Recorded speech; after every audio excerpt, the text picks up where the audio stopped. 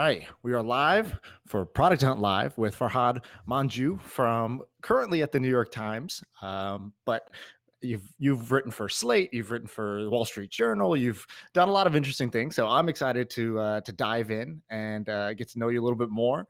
Are you excited? Are you ready?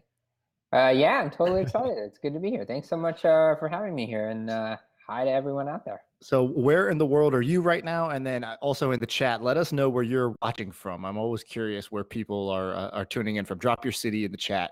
And Farhad, where are you right now? I'm at my house in my dining room in Mountain View, California. Okay, very cool. So you're in Silicon Valley, old Silicon Valley. Old school Silicon Valley, yeah.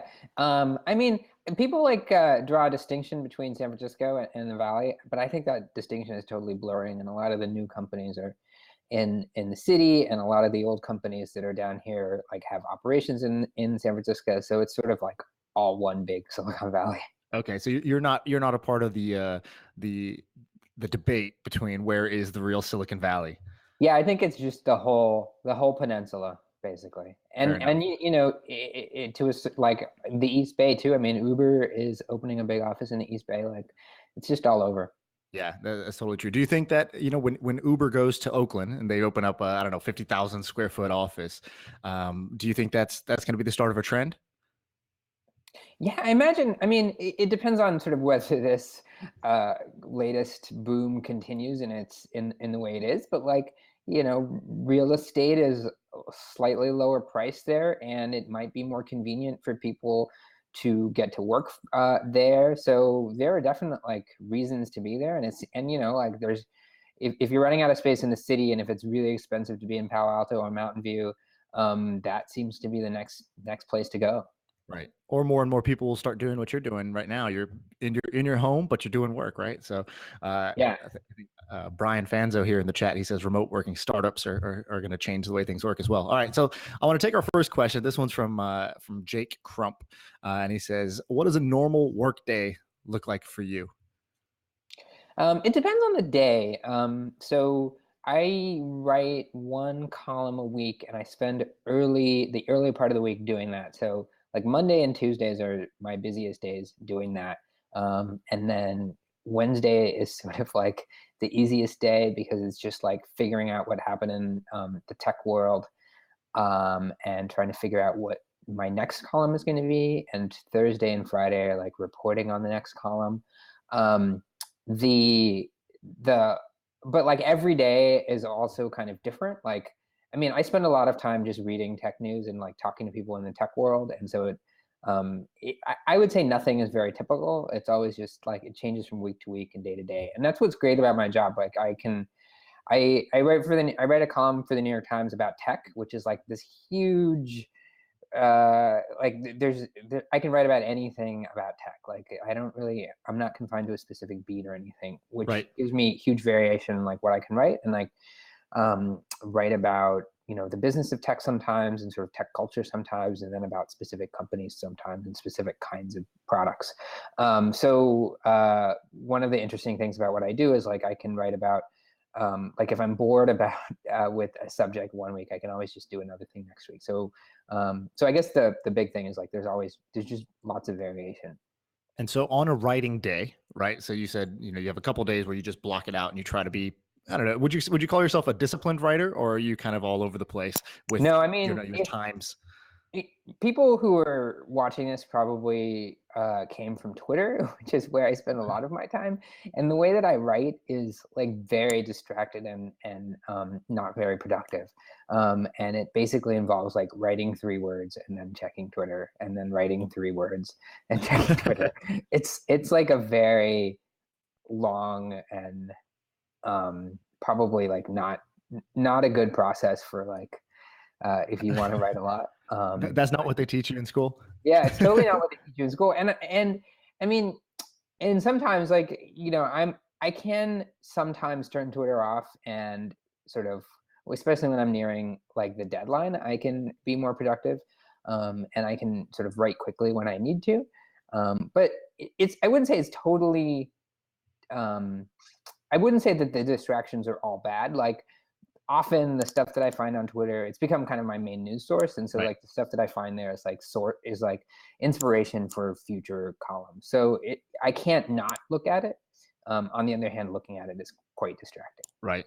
Hey, I'm curious. Drop a 1 in the chat if Twitter is your primary source for news. If it's the way you find out what's going on in the world. I'm curious. We'll let those fill in. And this is kind of a Twitter related question. It's a bit of a longer question, but it starts off saying, given the amount of time you spend on Twitter every day, I have a question for you. And it says that for many startups, Twitter is nothing but a deceptive time stealer.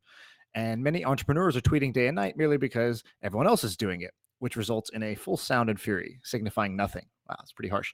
And he says, after all, Twitter followers put no dinner on your dinner table. What he asks is Twitter the right social media for all startups businesses? What kind of businesses can take full advantage of Twitter? He is the CEO of a company called Elope. Yeah, I mean, so Twitter seems to be good for people who need a public profile, right? Like, so it's good for journalists. It seems good for VCs. I'm not sure it's good for people that need to do kind of like hunker down and do work that and like get something done that doesn't involve kind of like raising a public profile. So and I imagine that applies to many, people building products, people starting companies. I would imagine that it's not good for you to kind of be out there on Twitter all the time, just in terms of productivity, right? Like it's probably not good for you, like to write code while you're on Twitter. So yeah. How many times a day do you think you check Twitter? Oh, like a billion? Like it's too much to count. Like, I mean, I look at to give you a sense, like the battery meter, like the usage meter on my phone, like Twitter is always like above 50% in terms of like how much battery it's consuming. Like I use the Twitter iOS app, which I know people have preferred clients. I think the Twitter iOS app works fine, and it's usually the one to get kind of the latest features that Twitter itself creates. Right. And so I use that. And so maybe it's poor at battery management, but I think it's an indication of how much I use it, that it's like the most battery consuming app on my phone. And I don't mean just like, it's like on a average basis, like a week to week, like it's rare that I check that usage panel and it's not Twitter at the top. That makes sense. And so in this case, I mean, he's asking about for startups or entrepreneurs. I mean, where do you think that line blurs between Twitter being a time suck versus Twitter being a place that, adds value? I mean, I really think it depends on what you do, but I would imagine that most of the like the kinds of people building companies just don't need to cultivate this public profile. You perhaps need publicity for your product and for your company, but I don't think being on Twitter is like the way to do that. Twitter is a good like tech networking, a way to kind of get into the tech industry, but that's primarily helpful for journalists and it's helpful for VCs. I mean, I don't think it really helps all that much to be well known on Twitter if you're creating a new product. And like, it doesn't, the kinds of people who create interesting companies that you're following, the overlap between them and like high Twitter profile of being interesting on Twitter, like it's low. Like there aren't that many people I interview at tech companies that are interesting that I also like think have great Twitter profiles. Very cool. And so another question that Ryan had was, wait 1 second. My screen seems to be like stuck. Okay. Just go ahead, go ahead and refresh. No problem. Okay.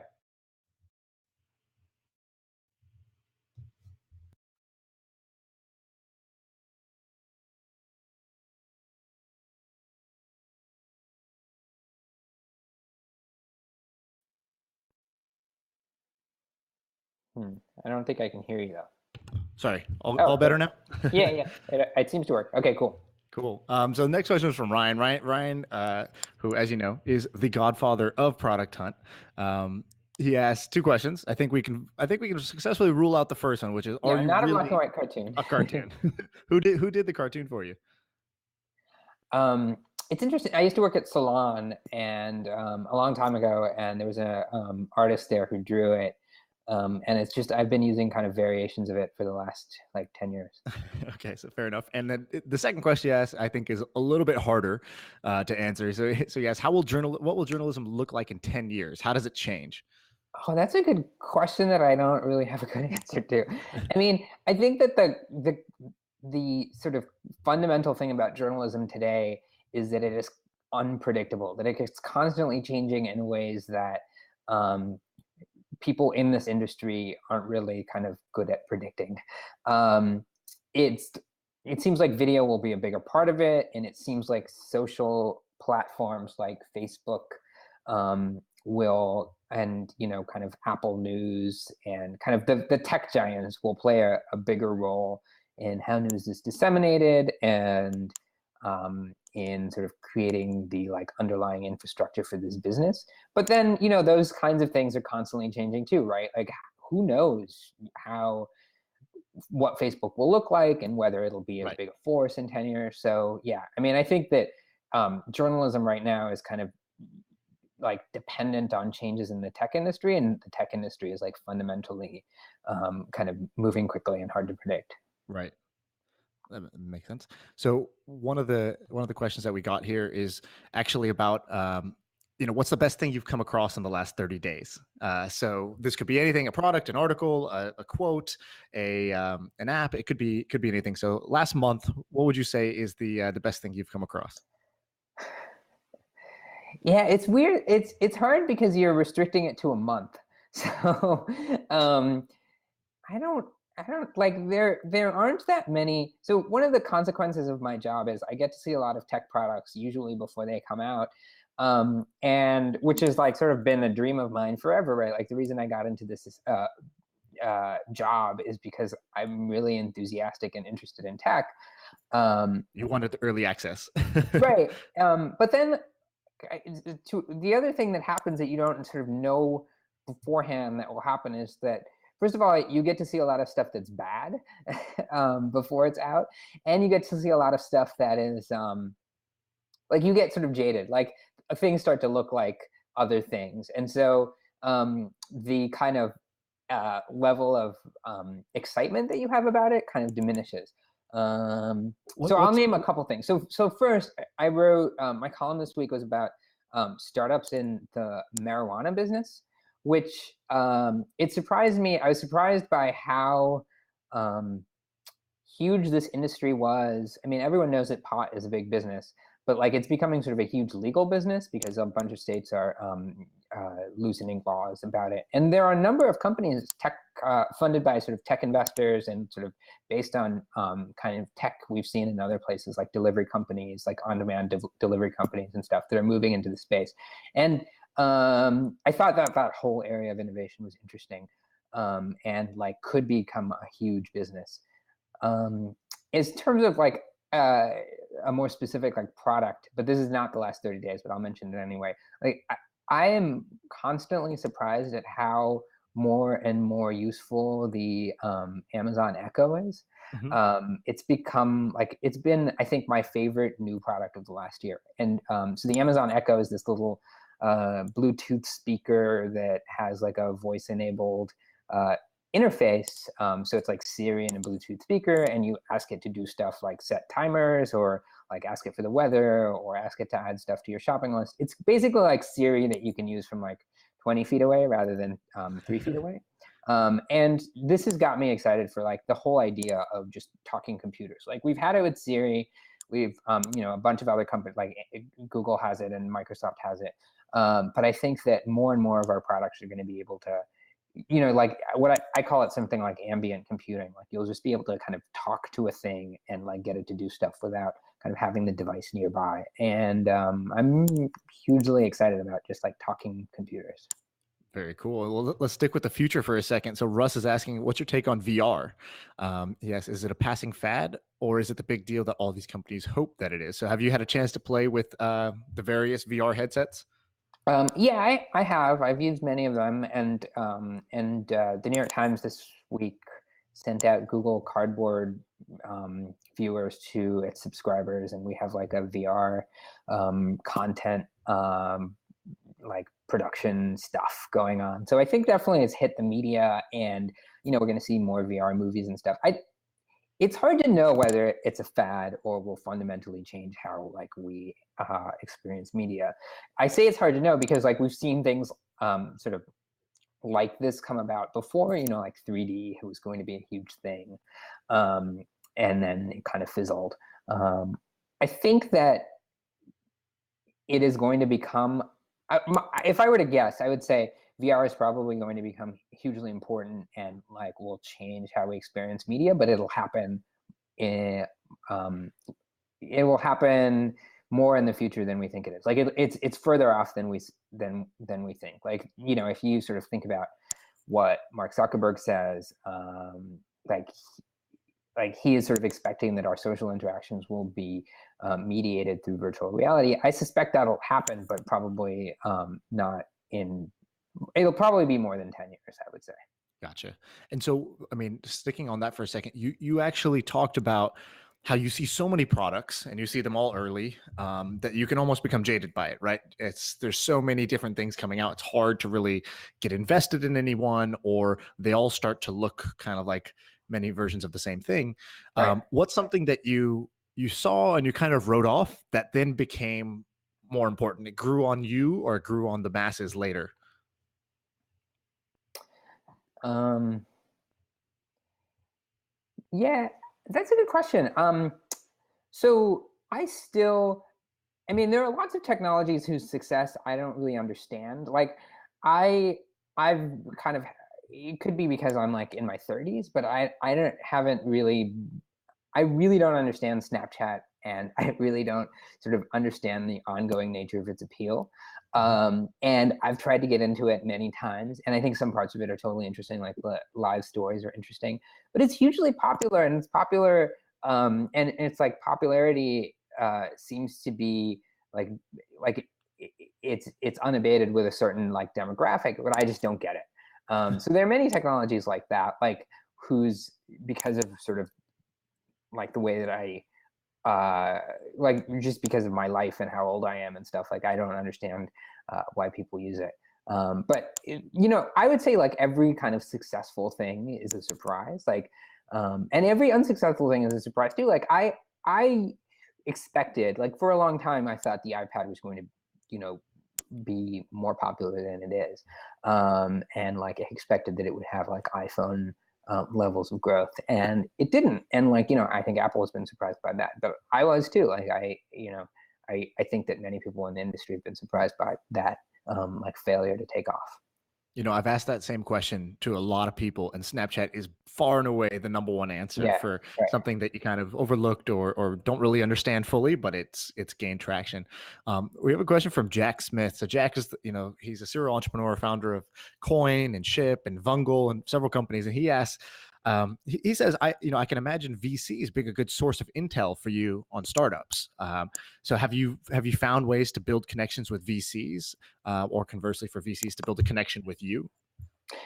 Yeah, I would say VCs are part. I mean, I would agree they're a good source of intel on startups, both specific companies, but also on trends, like trends about what pitches they're seeing, and sort of like the kinds of things they're investing in. It's a good way to figure out like what technology is kind of nearing, like becoming mature, and Right. so following what VCs do, I think, is generally important. And the thing about VCs is they love to talk. Like VCs are, they like to talk both on background and like on the record about their companies. So it's not hard to kind of get relationships with VCs. They're some of the easiest people to talk to. It's like people within. It's like the people that are hardest to talk to are the people within companies doing work who don't really care about journalism, right? Like they don't really care about publicity about their product because they're like working on like actual interesting stuff, and they're like the harder people to kind of get to talk to. Right. So who are some VCs that you do listen to, or you do kind of, when they say something, you take a second to really dive in on that? Um, I I I have this like rule. I don't know if he knows this, but I have this rule now. Like, I'm not going to quote Chris Dixon in my stories because like I like quoted him like I think 4 times in the last year, and I was like I'm getting too like Chris Dixon heavy, but like it's sort of a reflection of like I think he's interesting and he follows a lot of kind of like um, future tech like VR and drones and like stuff that I think is a little bit out there, and the out there stuff is like what I'm interested in. So Chris Dixon, I think, is one that I would point to. But like all of the major firms, you know, the people at um, Sequoia and Andreessen Horowitz and like other firms that you've heard of or people I talk to. Right. For those who haven't read Chris Dixon's post, he has one post where he talks about, if you want to know what's coming in the future, just see what the nerds are playing with. And so he's basically saying like, go look at what the hobbyists are doing. Like what are engineers doing with their free time? Are they working on 3D printing or VR or blockchain? Like where do they focus their attention? Because inevitably those things that the tinkerers go play with today in a few years end up becoming viable products. And I guess piggybacking off that, I mean, an Andreessen Horowitz investment is Genius, which formerly Rap Genius, but the goal of Genius is to annotate the web. And Larry's asking, how do you see this idea of annotating any web page, any article, any blog, playing into the role of the future of journalism? Yeah, I was pretty enthusiastic about sort of web geniuses like web annotations beyond song lyrics a couple years ago. The problem is I haven't really seen it take off, right? Like I've seen some sites try to use it, some news sites try to use it, but I'm not sure that I've seen kind of it lead to kind of a meaningfully better article or kind of a big change in uh, like a piece and sort of how we understand a news story. So I'm a little bit more skeptical about it now than I was before. I think it could be as simple as like improving the user interface or like getting the product getting traction and people becoming more used to the idea of annotating. But I fundamentally am not sure um, if annotating is something that like people will do for journalism as opposed to for song lyrics. Gotcha. So we have another question here, which is two questions, but I think they're really asking the same thing. It's a simple question, which is what do you read? What apps and websites do you read frequently in order to scout for new technology? So Product Hunt is let's say the easy answer there. I don't know if you use Product Hunt on a daily, weekly, monthly basis? What does it look like for you? I look at it, I would say more monthly than weekly. Mm-hmm. And it's again to look at like trends. It's the way that I approach VCs too, right? Like if there's one company doing a thing that's interesting, it's unlikely that I'm going to write about it. But if there are several that are related, it seems like a new space for the industry. Like Product Hunt is a good way to figure that out, to figure out those kinds of trends. Mm-hmm. So beyond Product Hunt, I mean, I spend a lot of my time, I would say most of my time, reading tech news, from Twitter, from Tech Meme, from like the big sites like The Verge and TechCrunch and like competitors to ours, like the Wall Street Journal and stuff. I just sort of like the main part of my job is trying to figure out like what's going on. And then sort of the second part of my job is to figure out like what's not being said so that I can write a column about it. Right. Like I think and then, the questioner mentions people pitching me, right? Like I get a lot of pitches from tech companies. It's rare that I would write a story about a company based on a pitch, but I have no, like some journalists are like opposed to PR and sort of pitches and stuff. Like I have no problem with it. I just don't like, I think that it's actually a way to kind of a good way to like get a sense of like what's going on. So I look at all my email and DMs and stuff of like what's incoming. It's rare that I write stories based on pitches, but I like still understand like right. It's a good way to kind of understand what's going on. keep an eye on it. And so, I mean, Mike here is asking something that I think probably a lot of entrepreneurs want to know, right? We want to get in touch with you because you have the opportunity to get, expose our product, our company to the masses. And so he's saying, well, what's the best way to get in contact with reporters or bloggers for marketing and publicity? And so I'd love to hear from your side of the table, right? Because there's lots of tactics, there's lots of ways that we can bombard you. But I'm curious from your perspective, what do you prefer? What works? What works as far as getting to you? So in terms of like basic accessibility, I and many of the other kind of good reporters I know, like it's not hard to figure out their email addresses or their like you can DM me, like I let anyone DM me. My email address is on my Twitter. Like it's pretty easy to email, but the thing is, like, because of that, we get just bombarded, so we're unlikely to reply. Um, uh, I would say um, if you want me to write about your company, so like the main thing that people fail on is like actually reading the kinds of things that I write about, right? Like I get pitched on stuff that I would never write about, either because it's like the wrong kind of part of the tech industry. Like I don't usually write about kind of like business software, for example. Right. So if you read my columns or read what I've written, like it's on you would sort of figure that out. And so one problem is people don't sort of like read, and then the other is that I guess they don't sort of like, I write about things that have like some kind of bigger meaning. So I don't. It's rare that I would write about a specific company, like one company alone. Mhm. Um, so fitting a pitch into like a larger story, I think, is something that people fail on. Like I'm not going to write about your new product feature, but if like your new product feature echoes some larger trend in the industry or something, that's a better way to kind of approach it.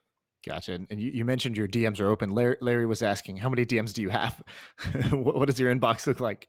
Yeah, it's a total mess. Like part of the problem is that Twitter has done a bad job in spam filtering DMs. So like I get a lot where people are including me and like dozens or hundreds of other people, and I don't even look at those because it's obvious that it's a spam. So the DM box is like full of those. I just kind of visually filter those out, and I sometimes delete them. In terms of actual people contacting me, it's actually much lower than you would think. Like it's less than like 10 a day of like real people. Mhm. Okay, so that's manageable. Yeah, You can keep an eye it's the on it. spam. And like if Twitter figured out spam filtering for DMs, which seems like extremely easy to do, like it would be much better. Gotcha. And so Domingo asks, you mentioned iPads a little earlier. Are we all going to be on iPads in 5 years? No, I don't think so. And like it seemed like that was the case. It seems like um, What so about a with the couple new things. iPad Pro, right? It's got the keyboard now. It's a bigger screen. Do you think they're kind of blurring into one entity? Right. So my new idea, and it's not my idea alone, is that basically we'll just kind of have all of these devices and we'll use some set of them based on like how much money you have to afford this stuff and like how much interest you have in having multiple devices. I think the main two devices I use a desktop computer. I have a iMac 5K, which is like my favorite machine ever. Right. Just because it's like fast and has a huge, like really, really nice screen. It's obviously not portable, so that I use a MacBook Pro sometimes, but like I find it difficult to use it compared to the big monitor. I use my phone. Like the phone is like the thing I use more and more. Like probably, it's at least 50% of my computing time, and going to become more and more. And it seems like the phone is kind of just replacing most computing tasks. So Are there I'd things you say do on your phone that you didn't imagine you would ever do, like um, on a mobile device?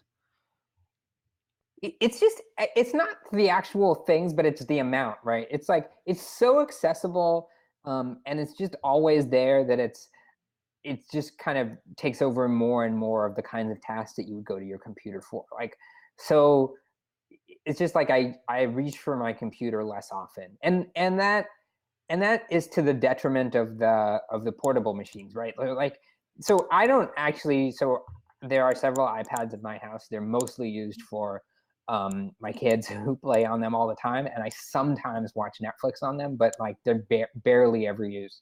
The phone I use all the time, and often for like, I mean, I'll watch video on it just because it's closer and like than the laptop or the iPad, and it's charged.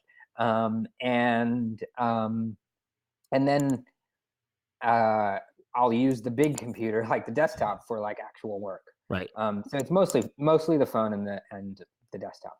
Gotcha. And I'm going to open up the seat here in case anyone wants to call in and ask a question. I'm happy to take a couple of call-ins as we go.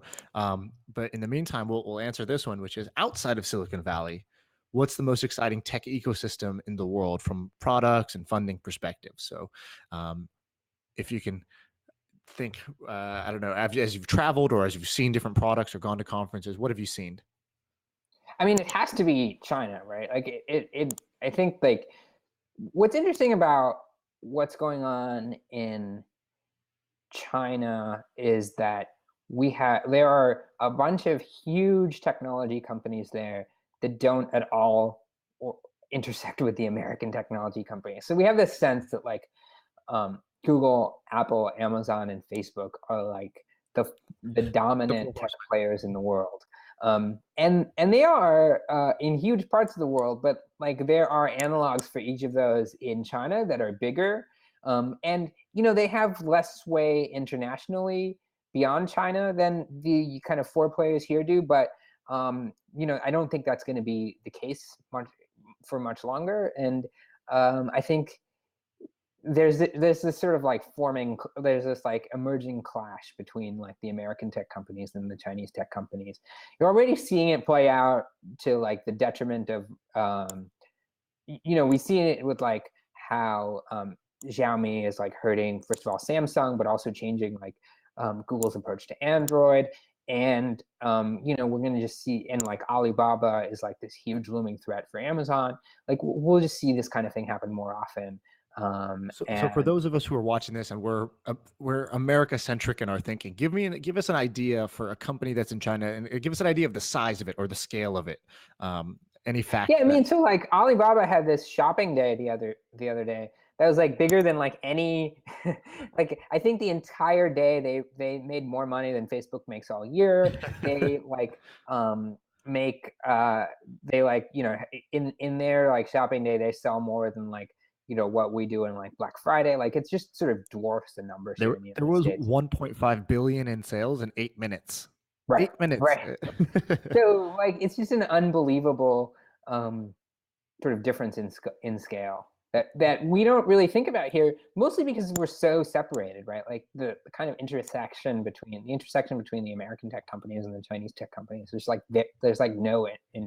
no connection, and so it's very easy to kind of fall into this trap to think that the American tech companies are like the center of the world. Right. And from giants to niches. So this is a question from Sapna about podcasting. So I'll summarize it. You don't have to expand it, but she says, as much as Serial has been, a breakout success for podcasting, podcast listening has not been as prevalent. Like, do you see this changing? Do you see podcasting becoming more mainstream, or do you see it sort of capped or inherently limited? So I wrote about several podcast startups earlier this year, and like my sense from that time, so this was like in the summer, is that podcasting is growing, but it's growing slowly. Like there have been, I think, over the last 8 years, there's been this idea that podcasting was going to become huge. I think it eventually will become huge, but it'll just take a lot longer to get there than the kind of media rises that you see for non-audio stuff. And I think the fundamental reason is that audio just spreads much more slowly. Like audio is like less viral. It's kind of harder to get someone into it. But then like once you convert someone to becoming a podcast listener, it seems like they listen to more and more podcasts. Right. So like that initial push takes more time. But all the people who like first got into podcasts because they heard Serial, I suspect are probably still listening to other kinds of podcasts. And then that like word of mouth keeps going on, and people keep going to podcasts. So it's in some way like the early web, but it's just much slower. Are you a podcast listener? Yeah, I listen to lots of podcasts. I rarely listen to tech podcasts because I usually listen to podcasts when I'm doing something that's like when I'm not at work, and so at that time I don't really want to listen to anything about tech. I run a podcast with Jay Yarrow from Business Insider. But I never listen to that either. Because everyone hates hearing their own voice. Yeah. So welcome, Travis. Travis, you're here with Farhad from currently with the New York Times. Do you have a question? Hey guys, I have a question that affects both of you and will even hit you right in the pants, Sean, personally. Right in the pants. Okay. Right in the pants. So New York City has something like 30 startup incubators. Do you think that the amount of startups going on these days is a bit of a fad, or do you think it's a part of a trend that's going to stay? Right. So, I mean, in general, people are more interested in startups than in the past. Like, you just have a lot of people coming into this idea, like sort of seeing startups as a way to, like, as a career, basically. Like, I'm going to start a company. That's like a viable path for me. That seems good. It seems good that people are interested in entrepreneurship, and but part of it is also just driven by kind of the celebrity status of like tech companies, right? Like the tech industry has done really very well in the past 5 years. The idea that you could start a company and become a billionaire has become kind of like it has become embedded in the culture. Like the kind of Mark Zuckerberg rise seems like something that other college students can do. So it's natural that you would expect that. On the other hand, like, at some point, the money is going to slow down. Like, there's going to become some like macro event that changes like funding, and then the people who, are coming. I've heard a term called. I've heard the term startup tourists, like people who are in this industry just for the money. And when the money goes away, I think a lot of people will go away. We've seen this. I mean, this is like the classic like boom and bust cycle in Silicon Valley. Lots of people left after the dot-com bust, and like that'll happen again certainly. But I think tech is embedded in the culture and like changing so much of kind of how people work and like how they live that it's not that like the idea of starting a tech company is like a permanent one now. It's not going to be seen as like a fad. I think it's going to become something that like a viable option for people. Cool. Hey, Travis, thanks for the question, buddy. Take care. Thanks. This one goes back to kind of, I guess, the roots. We didn't talk a lot about your background and how you got into writing, but what got you hooked on writing and technology? And so Kate's asking, what was the aha moment where you realized, like, you know what, this is what I do. This is what I'm gonna do for the rest of my my career. Yeah, I mean, I've always been interested in technology. Like, it's sort of the thing that I've been interested in since I was a kid. And I have always found it, I wouldn't say like I love writing, but like it's the thing that I can do. And I like doing it sometimes. But just like sort of, I knew that early on too, sort of like in high school at least. And then the other thing is like, I really am really interested in the news. Like the thing I do all the time is kind of just read the news. Like I work and not even just tech. Like I just, if you follow my Twitter, you'll see that I like link things from politics and from like science and just sort of wide area. And like, so my job kind of combines all these three. Like I get to read the news, I get to write about, I get to write, and I get to like follow technology. And so it's sort of like the perfect job for like my three interests. And I knew that fairly. I mean, I've been working as a tech journalist for at least 15 years. And I, before that I was in college, and like most of my time in college was spent on a college newspaper. And so sort of like, I was lucky in that like I knew what I was interested in early on, and like I understood like what my career would be like as before I finished college. And I just kind of worked toward doing that. And how did you end up at the New York Times? Was that something you applied for? Did they approach you? How does that happen? Yeah, so I had been working as a tech journalist for a while, and so I was at the Wall Street Journal. I got to the Wall Street Journal in October of 2013, and it was like an amazing job. I had essentially the same job there to write a tech column. And then David Pogue left the New York Times, and they were looking for someone. And I just always have been a fan of the New York Times. Like, it's something that I grew up in California, so I didn't have like access to the physical newspaper, but I, was in high school when the internet was becoming a thing. And so the Times website was where I read the Times. And I have always been, always wanted to work at the Times. And so I talked to them and I got the job. Very cool. Alex is asking questions. A lot of questions about like the macro trends. I like this. You're putting the seat as an oracle here. So I appreciate you doing your best. But this question is about phone carriers, right? And how the data packages or the way that they're set up today will accommodate for streaming technologies that take up more and more data. And the rest of the question was basically, do you think that these will be disrupted? What's your take on phone carriers and how their place in the technology landscape today?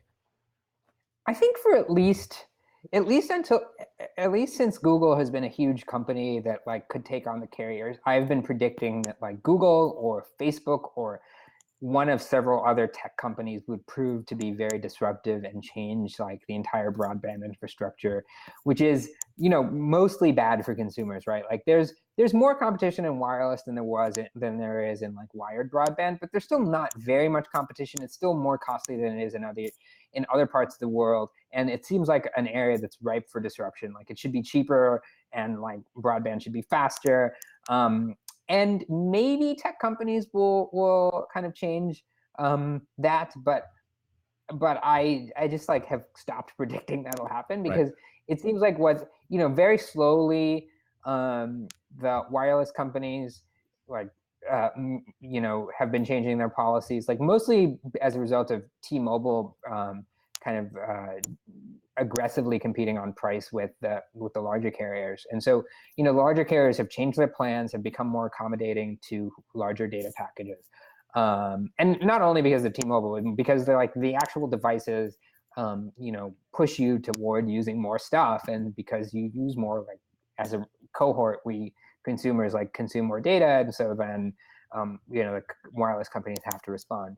But it's still like, I just wouldn't predict much disruption in this market. Like I hope it happens, but it just seems like the large carriers are so entrenched that like for the foreseeable future, like broadband seems likely that it'll be more expensive than in other parts of the world, and just sort of much more of like less consumer friendly. Right. Here's a simple question for you. When are you going to write about Product Hunt? Have you never written about Product Hunt? I don't think I have, and it's unlikely that I would, right? Like, because it's one of these things that is, so I write for a broad consumer audience, people who are interested in tech, but I don't really think that like, I don't know. It doesn't seem like a story that would be good for that would like appeal to a New York Times reader. I'd like it's one of these things that like is useful for me. And like tremendously useful for people in this industry, but I'm not sure as like a larger story for a typical New York Times reader. Right. One of the best tips that I ever had was the very first time I reached out to a journalist to write about us. They said, "Hey, sounds like a really cool product. This is not news." and to think about it, I said, "Oh, that's right. They're trying to write stories for an audience that have an angle, or maybe my product ties into a bigger trend that's going on in the world, and maybe that's how I should be pitching, this story to them instead of pitching my product to them." Yeah, I mean, just thinking about this, the one way that I could write about it as a story is to write about this kind of community of people who are interested in like building products. I think that's like product mentality is, I think, like an unusual and new thing among like the idea of like user interfaces and being interested in design and like creating kind of mobile products, and like these are kinds of new kinds of specific skills that are useful and that people talk about in these kinds of forums that I don't know, like I don't think like people out in the rest of the world understand that these are useful skills to have, and that like there's this community talking about it. So I can imagine writing about it in that sense, but it would be an unusual story, I think. So Right.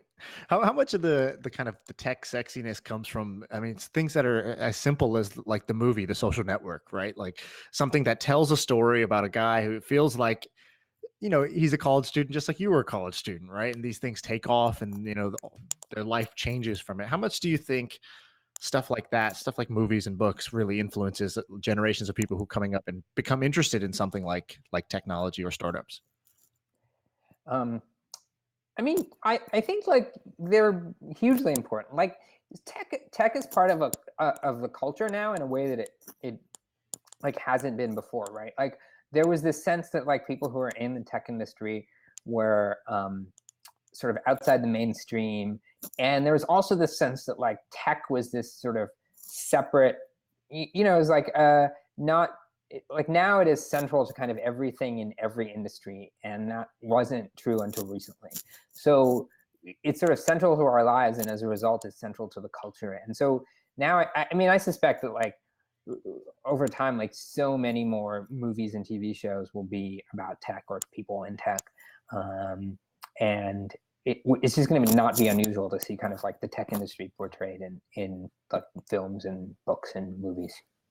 Very cool. And this is a little bit of a different question. This is about online education, online schools. And I guess the question here is, what do you think is the missing element that can make them grow exponentially? So do you think that online schools or online education will grow? And if so, what's missing today? I think they will grow. I think that so it seems like what has happened is that the MOOCs rode this like hype cycle, right? Like a few years ago, people thought that This is it. Online education was going to change everything and like going to be a huge threat to universities. Universities themselves were investing in it. There were lots of startups that were putting a lot of money into this. And it turns out that sort of looking at it that it didn't pay off in that way, but sort of more like structured and like targeted initiatives seem to be working. Like I wrote about Udacity recently. They're doing like originally they were thinking about sort of like general education, general purpose education, and now they've really restructured in a way to focus on job retraining, basically, like to teach you how to become an Android programmer so you can make mobile apps. And like becoming a mobile app programmer could be like completely change your life if you live in China or India, and like you are learning a skill that's going to be valuable for your future. Right. More it like might trade not be school. A kind of trade school. And it's works on a wider scale than like old trade schools, and it could be much cheaper. So in these kinds of more pointed initiatives, I think we could see it work. I'm not sure yet that online education sort of poses this bigger threat to universities, and it should, right? Like the whole idea that you have to spend more than $100,000 to become like a viable member of like the workforce now seems crazy. Right. And there has to be some like, it seems like it's an area ripe for disruption, but we haven't seen yet sort of a way to kind of get around that. I imagine it will happen, and when it does, it'll be surprising and sort of hugely beneficial to the world, but it hasn't happened yet. And so we have one question here, but I want to make it more specific. So this question was about, how do you choose what topic to write about, and what convinces you, what are the important factors?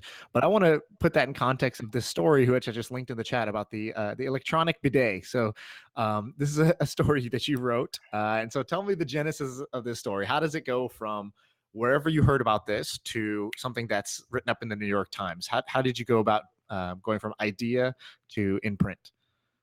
That was a story that was long in the making, because I had this, I had come upon these electronic toilet seats like at a hotel a couple years ago, and I thought it was totally cool. And because I just get like everything in my house is like very techy. Like I just want the electronic way of doing everything.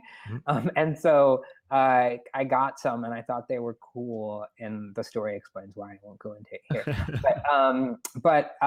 And then I realized that this is sort of like a cultural thing in Japan. Like in Japan, like everyone has these. They're called washlets, And so I thought that was an interesting part of the story, and like the kind of different like cultural norms in different parts of the world.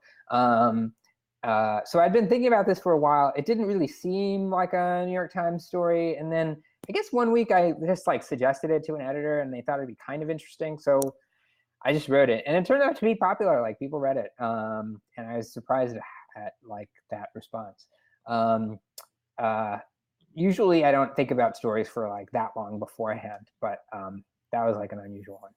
Very cool. And you know, before we take off today, you know, we've had 600 or so people, in here watching live, and many people will watch the replay. So I want to give you a chance to leave us with, you know, a couple of like any closing thoughts. So something that you've seen that's interesting or that we should be paying attention to, because you know, you get paid to basically keep an eye out on the interesting stories and the trends in the world, and then you tell those stories to the masses. And so what's something that you would leave us with, or a thought that you would leave us with, for us to take forward, or for us to keep an eye out for throughout our, you know, day to day? I guess, I mean, mostly because these are people who are thinking about products or working on products. I would say that the ones that I am most interested in are the ones that like I use, that can be used like multiple times a day and like slowly become just like more and more useful to me. Like that's why I said the Amazon Echo earlier, because like the interesting thing about the Echo is like it's just updated silently and then it just adds more features like automatically. Mhm. And more and more I find that the products that like just suddenly become more useful and become like Amazon Prime is another example. Like you subscribe to Prime for fast shipping, but then like you just get more and more free stuff as a result. Business models like that kind of just give you more stuff, that become more useful and like create, like are constantly updated. They seem to be the ones that like I just excite me more, and they seem to be the ones that sort of generate like consumer loyalty and excitement.